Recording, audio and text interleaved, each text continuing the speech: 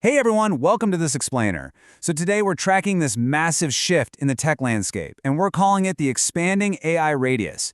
We're moving way beyond just typing into a simple text box on a screen.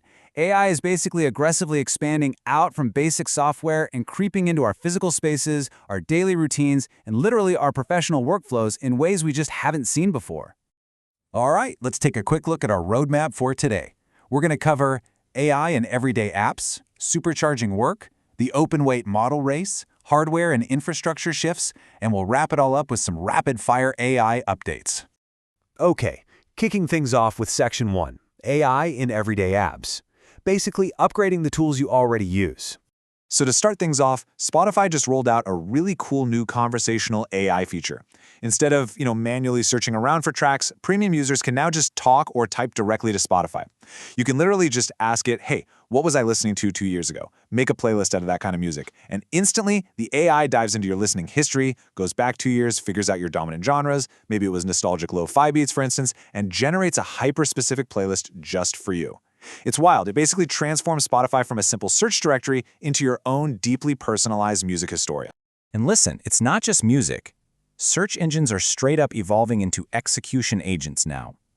Google is currently updating its AI search mode so it can connect directly with third-party apps. Think about this. If you tell Google to make a grocery list for me and add it to a shopping cart, the AI doesn't just give you a text list anymore. No, it actively goes out, searches for the relevant apps, finds Instacart, asks to connect, and then actually pushes the whole process forward. Your search engine is literally acting like a personal assistant, executing tasks on your behalf. Sticking with Google for a second, they also updated their Vids platform, which is what they use to generate slideshow presentations. By plugging in Gemini Omni, Google Vids can now automatically animate your presentations. But okay, here is the really wild part. You can use a chat to edit feature to tweak things, and you can even upload and drop your own personal AI avatar directly into the presentation.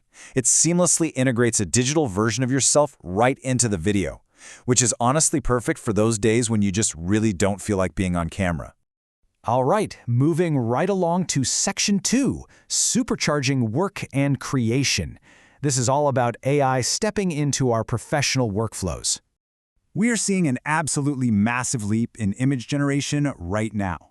ByteDance just dropped Seedream 5.0 Pro, and you can actually go play around with this on platforms like Artlist. Now, instead of just relying on typing out text descriptions, you can feed this multimodal model up to 5 reference images.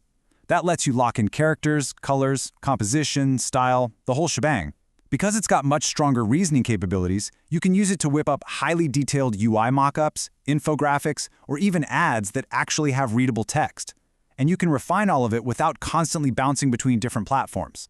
Now for the developers tuning in, Anthropic just pushed a massive update to the Claude Code desktop app.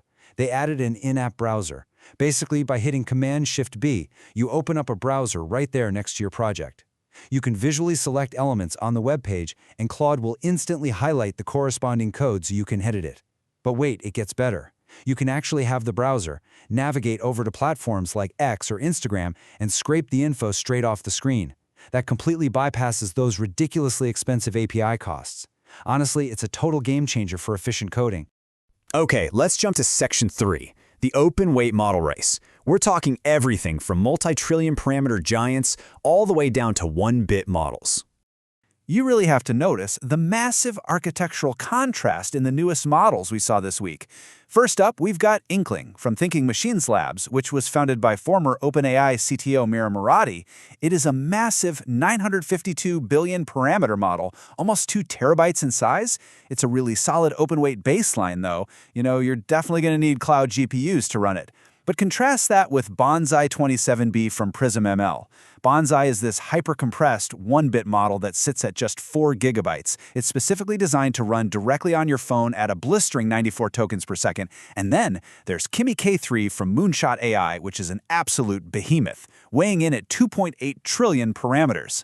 To understand why Kimi K3 is such a big deal, we just need to look at the margins on recent benchmarks. When they open up the weights for Kimi K3 this month, it is totally poised to be the most capable open-weight model on the planet.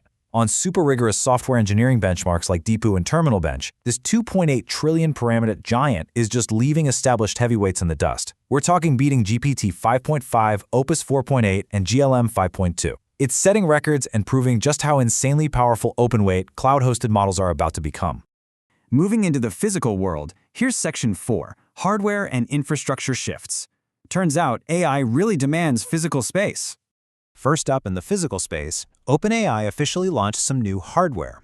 It's the Codex Creator Micro Keypad, done in collaboration with WorkClouder, and it'll run you about $230. There's also some unconfirmed chatter about a screenless smart speaker in the works. But these hardware pushes are happening right as OpenAI is facing a brand new lawsuit from Apple. Basically, Apple is alleging that some former employees went over to OpenAI and brought trade secrets and hardware prototypes with them. Now, OpenAI has come out and stated that the claims are totally unfounded, so we're just keeping an impartial eye on this legal battle to see how it might impact any future hardware releases from them. But of course, all this hardware requires power, and that brings us to a massive number, 50 megawatts.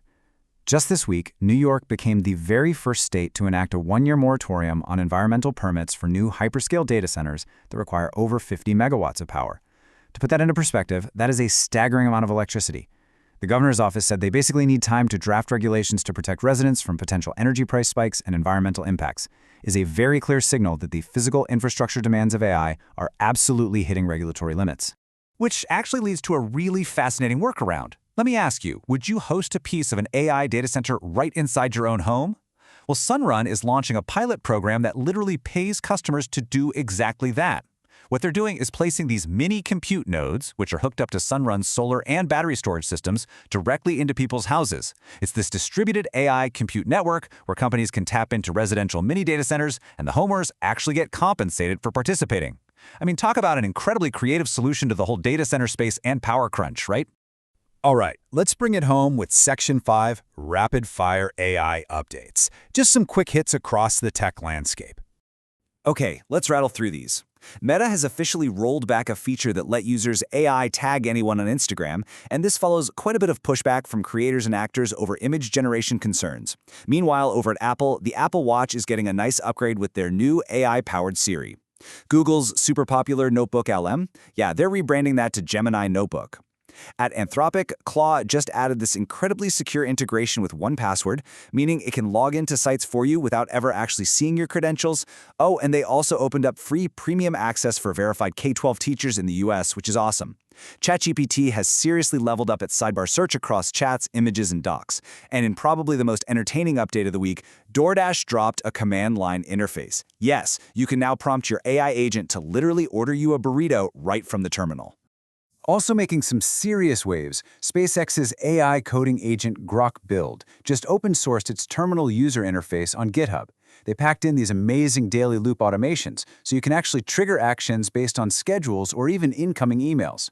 And finally, pivoting from hardcore code back to visuals, Google Images is celebrating its 25th anniversary. They're doing this by shifting toward a more Pinterest-style layout and adding the ability to generate images directly from the regular Google search homepage. Honestly, the sheer volume of new tools and the massive scale of these models is just staggering. But I think what truly stands out right now is how this technology is breaking out of our screens. As AI stretches from our nostalgic Spotify playlists all the way to distributed data centers sitting literally in our living rooms, where is it going to seamlessly integrate next? I'm going to leave you to think on that. Thank you so much for being a focused learner and joining me for this explainer. It's been a blast, and I'll catch you next time.